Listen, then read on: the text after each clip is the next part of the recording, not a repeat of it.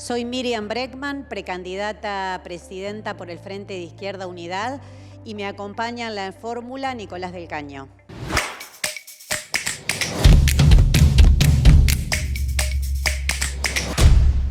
Diputada Miriam Bregman, ¿por qué quiere ser presidenta de la Nación?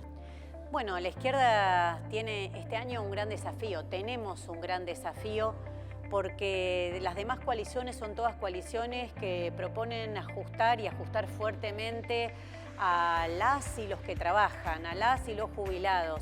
La izquierda es la única que en estas elecciones está diciendo que eso no puede continuar así, que hay que decir basta, que ningún salario puede estar por debajo de la inflación, que nadie puede ganar menos que una canasta básica, y que tenemos una propuesta para generar trabajo genuino. Entonces me parece muy importante poder llevar esa discusión en una campaña con la agenda política totalmente corrida a la derecha, donde los candidatos discuten todo el tiempo cómo quitarle derecho a los trabajadores y a las trabajadoras. La izquierda tiene que representar absolutamente otra cosa, ese es el desafío que nos propusimos, y en algunos lugares se empieza a ver la importancia de una muy buena elección del Frente de Izquierda, como ocurre en Jujuy, ¿no?, donde obtuvimos con mi compañero Alejandro Vilca a la cabeza una importante elección en el mes de mayo. Luego vino la reforma constituyente y se vio como la voz de la izquierda era irreemplazable en esa convención. La UCR y el PJ se ponían de acuerdo, se abrazaban entre ellos, votaban contra el pueblo, y la única voz verdaderamente alternativa que defendía los derechos de los trabajadores y las trabajadoras en ese recinto era nuestra voz, la voz del Frente de Izquierda. Entonces, eso mismo que vimos en Jujuy, nosotros creemos que es muy importante que se replique en todo el país. Hay temas y hay políticas a seguir en un gobierno. Por ejemplo, el tema seguridad. ¿Cómo van a manejar ese tema en relación también con las diferentes fuerzas? Bueno, eso aparece siempre en campaña, ¿no? En campaña todos aparecen hablando de la inseguridad, centralmente la inseguridad urbana, en el último tiempo también del narcotráfico con eje en la ciudad de Rosario, pero siempre lo que se hace es demagogia punitiva, se prometen penas, militarizar los barrios populares, siempre tienen las mismas soluciones, y la verdad es que se ve, como digo, que es absoluta demagogia para no enfocar el problema verdaderamente donde está.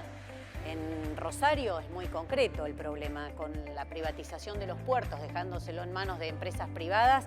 Hoy es la vía de entrada y salida de los grandes cargamentos de cocaína, de los grandes cargamentos de droga, como se vio en el caso del puerto de la empresa Vicentín, que hace un tiempo se encontraron 3-4 toneladas que iban a ser enviadas a Europa.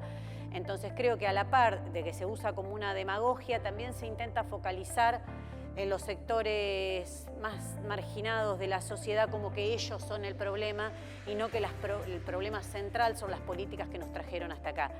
Se saca el foco de la desigualdad, se saca el foco de cómo miles y miles de personas son empujadas a vivir en condiciones extremas y se pone al revés en las que son las verdaderas víctimas de este sistema. Entonces nosotros decimos que para discutir en serio hay que discutir las condiciones estructurales que nos trajeron hasta acá. De eso nadie habla, nadie quiere discutir qué ocurre y, como te digo, se propone solamente más criminalización y mucha estigmatización, fundamentalmente sobre la juventud. ¿Qué va a hacer con los planes sociales? Bueno, los planes sociales son también un gran tema de debate que ha reemplazado el debate sobre la pobreza. Ya no se habla de pobreza, se habla del plan social. Los planes sociales representan en el presupuesto nacional el 0,71, no llega al 1% del PBI. Pero cada año los grandes empresarios de este país, las grandes empresas, las multinacionales radicadas en nuestro país, se llevan 5 puntos del PBI en beneficios, exenciones impositivas, y de eso no habla nadie. A eso no se les dice, qué planero, cómo viven del Estado. Y cada año se llevan millones en beneficios. Entonces, nosotros creemos, estamos convencidos que la asistencia social tiene que ser universal para aquella persona que la necesita y la requiera, en el camino de pelear por trabajo genuino para todos y para todas, y por eso con Nicolás del Caño en esta campaña, Nicolás me acompaña en la fórmula presidencial, venimos haciendo tanto eje en la propuesta de reducción de la jornada laboral. Si se redujera la jornada laboral a 6 horas, se repartieran las horas que quedan libres, que quedan vacantes entre aquellos que hoy cobran una asistencia social, entre aquellos que hoy no tienen directamente un trabajo o viven de changas, tienen un trabajo precarizado, aplicado a las grandes empresas, se podrían generar 1 millón de puestos de trabajo genuino. Creemos que ahí tiene que estar la discusión y terminar de poner a quienes cobran una asistencia social como el problema, cuando el problema central es la pobreza que produjeron los que nos vienen gobernando y nos trajeron hasta acá. Otros candidatos hablan de reforma laboral. ¿Ustedes están planteando esta reducción de la jornada laboral como reforma? Claro, nosotros planteamos un cambio, una modificación en lo que es la jornada laboral y el reparto de las horas como un cambio progresivo para los trabajadores y las trabajadoras. La mayor parte de los candidatos, o creo que todos los candidatos, hablan de reforma laboral en un sentido totalmente regresivo. Es una contrarreforma lo que proponen, quitarle derecho a los trabajadores. Nuevamente, poniendo a quienes trabajan como que ellos son el problema, que los que aún conservan derechos, como el derecho a la indemnización, ese es el problema. Se escucha a algunos incluso hablar supuestamente desde sectores progresistas, diciendo el problema de las pymes es que no pueden afrontar la industria del juicio, las indemnizaciones de los trabajadores. Eso es falso, porque Argentina ha tenido leyes laborales mucho más duras y las empresas no quebraban. Entonces, nuevamente, lo que se está haciendo es poniendo el foco en los propios trabajadores y trabajadoras, en los derechos que aún conservan, como que esos son los causantes de la crisis y no el desastre económico en el cual está sumido nuestro país hoy. Nosotros, al revés, peleamos y lo hacemos cada día, no solo declamaciones en campaña electoral, cada día nos pueden ver en la calle, cada día nos pueden ver junto a los trabajadores y trabajadoras que se organizan por fuera de la burocracia sindical, por fuera de la dirigencia sindical, que ha sido muy, muy cómplice en todos estos años de pérdida de poder adquisitivo del salario, de pérdida de poder adquisitivo de las jubilaciones. Miriam, ¿qué van a hacer en el área de educación? Bueno, la educación es un gran tema, lamentablemente ausente de la campaña electoral, prácticamente no se habla de la educación y hay varias cuestiones. Hay una urgente e inmediata que la planteamos con Alejandro Vilca, con Nicolás del Caño cuando se discutió el presupuesto, que año a año se va recortando en educación, ¿no? Y se siente no solo los salarios docentes, que en cada provincia ves conflictos consecutivamente, sino también en infraestructura, en otras áreas. Y bueno, aquí en el presupuesto nacional eso es acompañado cada año con una actualización que no sigue el ritmo de la inflación, con lo cual hay un recorte real. Pero hay problemas estructurales con la educación que tampoco se discuten. Desde el año 94 se ha desguazado completamente la educación, ya no hay un plan educativo nacional, la educación ha sido dejada librada a cada provincia. Entonces, según la provincia en la que vivís, es la educación que vas a tener, el salario que va a tener la o el docente.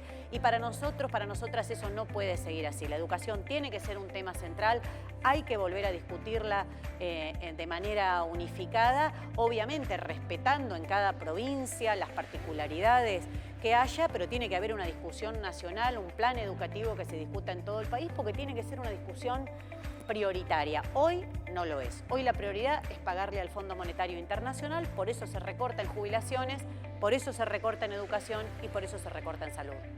Miriam, de ganar el 11 de diciembre, uno de los principales problemas que tiene la República Argentina, o principales problemas del nuevo gobierno, es el tema del Fondo Monetario.